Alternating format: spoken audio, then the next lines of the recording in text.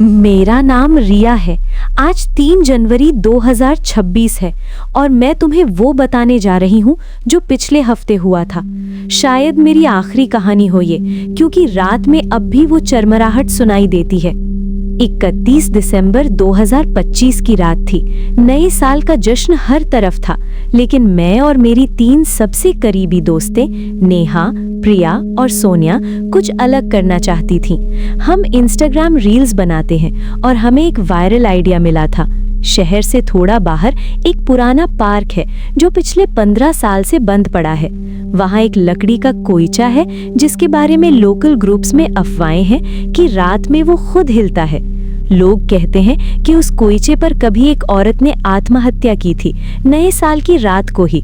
हमने सोचा perfect content है, स्कैरी रील्स, लाइव स्ट्रीम, लाखों व्यूज। हम रात 11 बजे के करीब वहां पहुंचे। पार्क का मुख्य गेट ताला लगा था, लेकिन साइड की दीवार पर किसी ने पुराना रास्ता बना रखा था।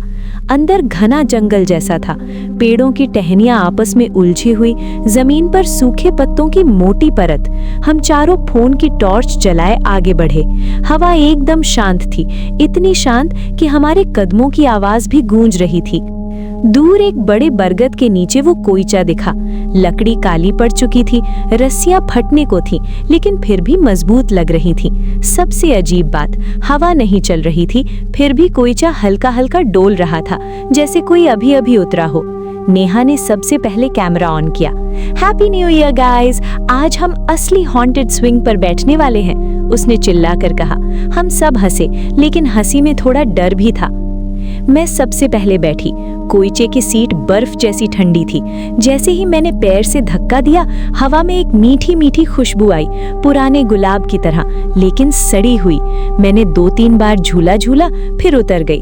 कुछ खास नहीं हुआ। प्रिया की बारी आई। वो थोड़ा नर्वस थी, लेकिन रील्स के लिए बैठ गई।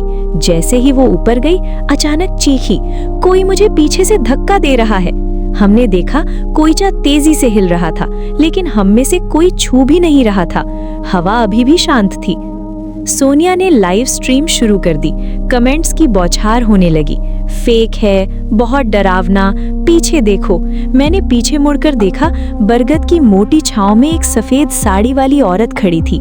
लंबे काले बाल हवा में लहरा रहे थे, लेकिन चेहरा दिख नहीं रहा था।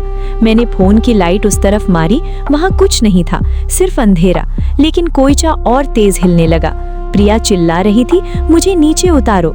अब सोनिया की बारी थी। वो सबसे ज्यादा डरपोक थी हम में, लेकिन बोली, अगर मैं नहीं बैठी तो लोग फेक बोलेंगे। वो बैठ गई। जैसे ही कोइचा ऊपर गया, रस्सी से एक पुरानी घंटी की आवाज आई, ढिंग ढिंग ढिंग, ठीक मंदिर की घंटी जैसी। घड़ी में अभी 11:55 ही हुए थे, लेकिन आवाज ठीक 12 बजने वाली थी। सोनिया का चेहरा सफेद पड़ गया। मुझे कोई खींच रहा है, वो चिल्लाई। हमने उसे पकड़ने की कोशिश की, लेकिन कोइचा इतनी तेजी से झूल रहा था कि वो हवा में उड़ सी रही थी। फिर अचानक सबके फोन की लाइट बंद हो गई। पूरा अंधेरा, सिर्फ कोइचे की चरमराहट और सोनिया की चीखें गूंज रही थी। मैंने हाथ बढ़ाया, लेकिन कुछ नहीं छुआ। 10-15 सेकंड बाद लाइट फिर जली। कोइचा खाली झूल रहा था। सोनिया गायब, सिर्फ उसकी सीट पर ताजा खून के छींटे थे और कोइचे की रस्सी पर उसके बालों का एक गुच्छा लटक रहा था। हम तीनों पागलों की तरह भागे। गेट तक पहुंचे तो नेहा रुक गई। उसका फोन अभी भी ऑन था। स्क्रीन पर लाइव स्ट्रीम चल रही थी, लेकिन कैमरे में हम तीनों नहीं दिख रहे थे। सिर्फ कोइचा दिख रहा था और उस पर सोनिया बैठी थी, मुस्कुराते हुए। उसके पीछे वो सफेद साड़ी वाली औरत खड़ी थी। अब चेहरा साफ दिख रहा था, बिल्कुल सोनिया जैसा। दोनों एक ही मुस्कान के साथ कैमरे की तरफ देख रही थी। हम किसी तरह घर पहुंचे। नेहा और प्रिया सदमे में अस्पताल में भर्ती हैं। डॉक्टर कहते हैं वो बोल नहीं पाएंगी शायद। मैं घर पर हूँ, लेकिन रात में कोइचे की चरमराहट सुनाई देती है। मेरे कमरे में कोई कोइचा नहीं है, फिर भी हर रात वो आवाज आती है, धीरे धीरे, फिर तेज। कल रात मैंने हिम्मत करके अपना फोन चेक किया। वो पुरानी लाइव स्ट्रीम अभी भी एक्टिव है। अब तक 20 लाख व्यूज हो चुके हैं। टॉप कमेंट है, अगली बारी किसकी है। और आज सुबह जब मैंने खिड़की खोली तो बाहर हमारी अपार्टमेंट की बालकनी में एक पुराना लकड़ी का कोइचा लटक रहा था। रस्सियां नहीं थीं, सीट पर खून के सूखे धब्बे, और कोइचा हल्का हल्का डोल रहा था, बिना हवा के। अब मैं इंतजार कर रही हूँ। रात होने वाली है। AIYIAAE